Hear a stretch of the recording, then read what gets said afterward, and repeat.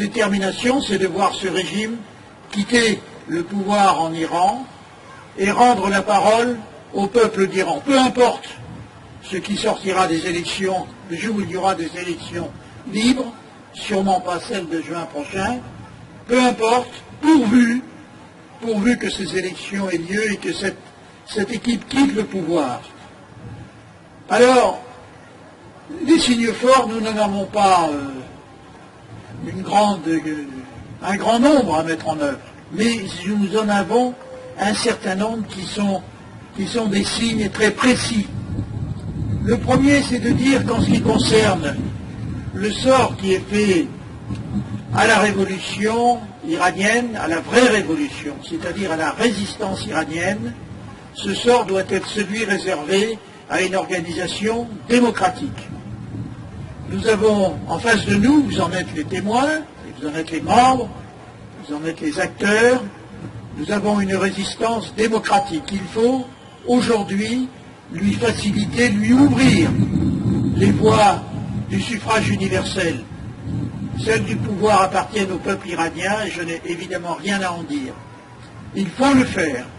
Il faut rendre à cette résistance la dignité qu'on veut lui faire perdre actuellement en la cloîtrant, en la claquemurant dans un espace où la densité au kilomètre carré est de l'ordre de 10 000 habitants.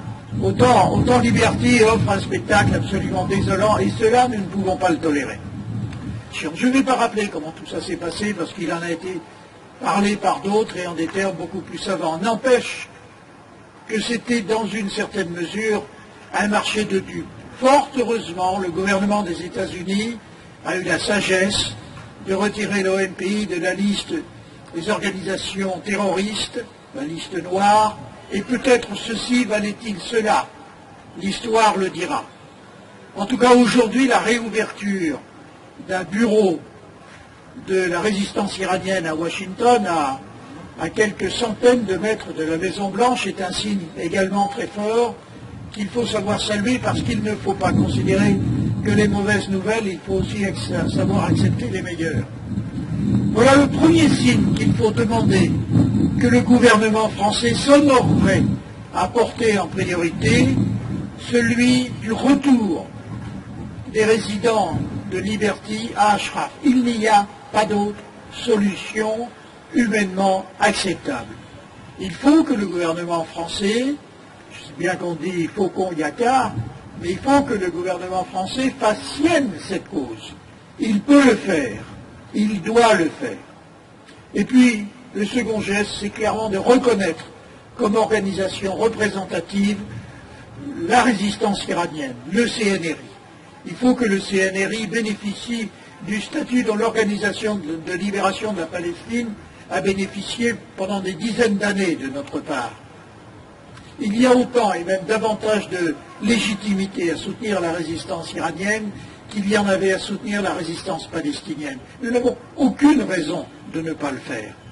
Donc que notre gouvernement, là encore, fasse preuve d'un peu d'audace, si j'ose dire, et en tout cas de courage. Et puis la troisième mesure, eh bien, elle s'impose d'elle-même.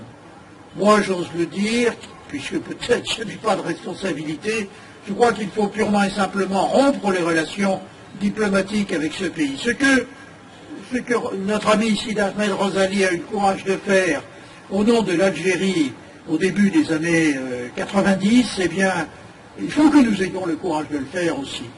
Je pense qu'il faut rompre toute relation avec ce régime qui entretient dans ses ambassades les agences du VEVAC.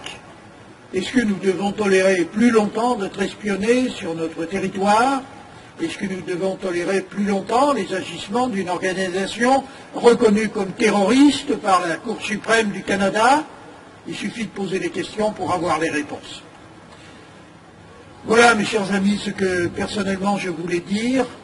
Nous nous sommes sentis honorés tout à l'heure d'aller à l'Élysée, d'être reçus pour remettre cette motion. Votre combat, hélas, n'est pas fini, mais en tout cas, les progrès substantiels que nous avons réalisés doivent nous conduire, doivent nous obliger à en accomplir de nouveau. Merci.